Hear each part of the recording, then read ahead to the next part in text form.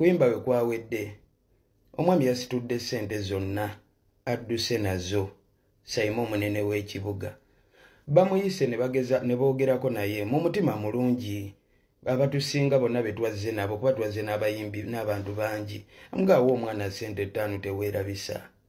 Kyasazeewo adduse ku hotero gye batupangisiriza kwe tubadde tusula.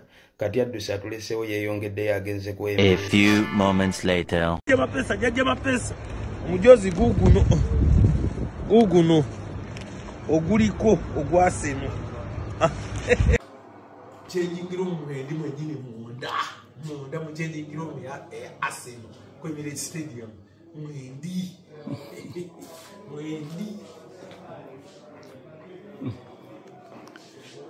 Tufunyemuuko obuzibu ene London gye twazze okuyimba era mikwano gyange abadde bagenda okujja otunonako ku airport olunaku olw'enkya temusooka kujja mulindeeko. Omwami ono mwena mumumanyi bulungi bamuyita Sayima omunene w'ekibuga akola ku Bukedde TV ne ku Bukedde FM Embuutikizi. Twajja naye mu nnyonyi y'emu era babadde bafollowinga live we nabadde nga ndi kuyimba ekiveera ekinankani kyonna ekyabaddemu ssente omwami ono yakibadde ku kontulo. Kuyimba we kwawedde. Omwami yasitudde ssente zonna adduse nazo Sayima omunene w'ekibuga. Bamuyise ne boogerako naye mu mutima mulungi. Abatusinga bonna betwazze nabo kuba twazze n'abayimbi n'abantu bangi. Amugaawo omwana ssente 5 teweerabisa. Kyasazeewo adduse ku hotero gye batupangisiriza kwe tubadde tusula. Kati adduse atuleseewo yeeyongeddeyo agenze ku Emirates. Esente ze walabyawo muganda wange. Zino sente zeeno si eziri ez'e Uganda. Buli kapapula ke walabye ngaawo. Buli kapapula ke walabye ngaawo ttaanu wange Brad kazitowa ssente ebyallo. Abakyala ababiri abaavudde e Canada okujja wano.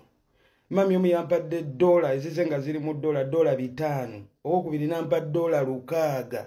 Gatta ku paundi zonna ze basonze wano obwa paundi 5, paundi 2, paundi 10, 5, 2, 10. Brad sente mpitirivu nnyo. Sayimo taata ntobye ngondaba Brad. Ebidongo bino bimmenye nnyo. Nene mukadde nga kano nga Mungu anzijukidde anaazeeko ennaku. Era osazeewo 5 onkube onzizeeyo wansi mu bisooto. Sirina kintu kyemmanja abantu b'e London boy. Bamami bampadde ssente, baddadi bampadde ssente mu bungi. Wallahi ng'ebirooto bikyuse. Sirina kintu kyemmanja ezekise. Sirinayo muntu yenna gwe mmanja. Naye sente ositudde odduse nazo Brad. Sente odduse nazo bakwegayiridde oganye nti kwata sente z'omwana ozimuwe. Nga naye wolaba nti olina ebizibu by'okukolako ng'ozeeyo e Uganda. Brad nange nina ebintu nuulidde ne producer yakola oluyimba lwennyini olwandeese e Bulaayi eno. Nyinza okugamba nti nniga oyo olwo oluyimba tafunanga sente zaalukola. Wabula yaŋŋamba twala tugatte obulamu Mungu walisaasira tulifuna. Kati oyagala nzireyo ewaka mwana 5 bange mbannyonnyola entya nga sente bandabye mu kamera ng'abantu bazinjiira. Nzireyo mbannyonnyola ebibozi nti ate Sayima adduse nazo Brad gula biba bigatta. 5 wange siva wano nkyali mu hotero gye batupangisiriza yiino sivaawo.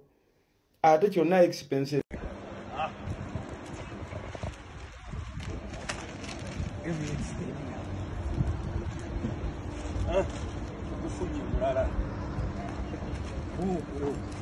Of Emirates. Tuli mu London bazidda tuli mu kweyagala. Ubwo mazogofuna.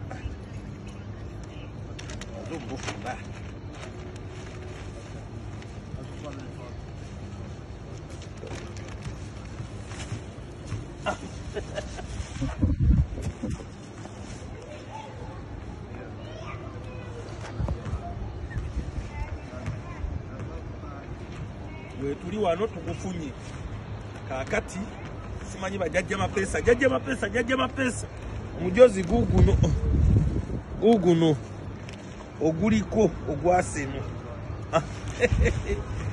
Kati era ngenda kulambuza jajja mapesa ngenda kulambuza otegere ekisaawe kiri kitya bakolerawa tafes efaanana etya eringa ya hamu eringa yaki leero wendi wano 5 minutes okubikola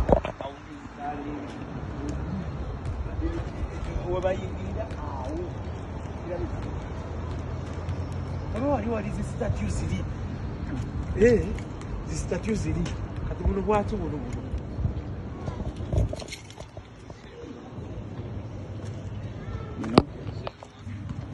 tayo kuzunduzo lya ojigula n'ogiwandikako ne bateekako erinnya lyo ojja kamu amute wali honri waggulu wali waggulu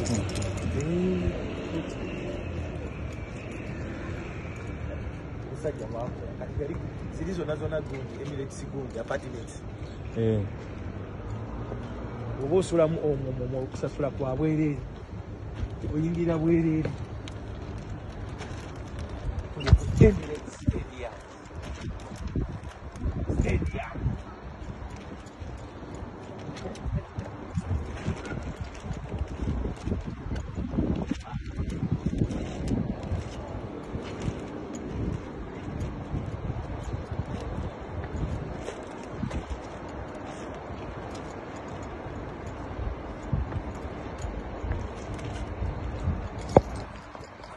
Simo kabaka ali wali mu koona wali kabaka omutegedde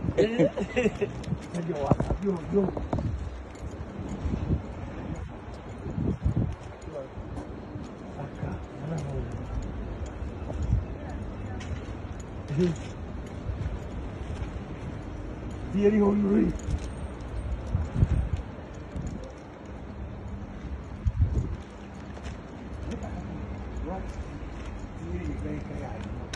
eno Arsenal gijokere neya Otto eyo kati enjagirina eya bbulu sajja kankazi wa Bashiri kajagalanga nnyo akagala omusajja oyo naye kirungi tugufunye wenyini ono Emirates gwamwambaze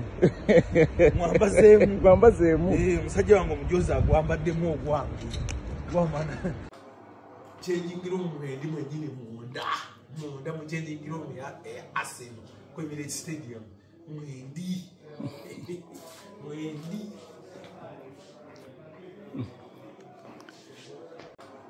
kyenjingira omumwendi mwenyini munda mukyenjingira omu ya Arsenal ku Emirates Stadium mwendi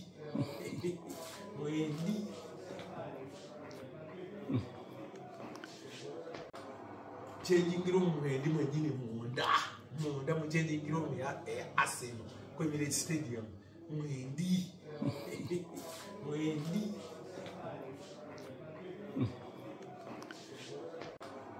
kyenjingira omumwendi mwenyini munda mukyenjingira omu ya Arsenal ku Emirates Stadium mwendi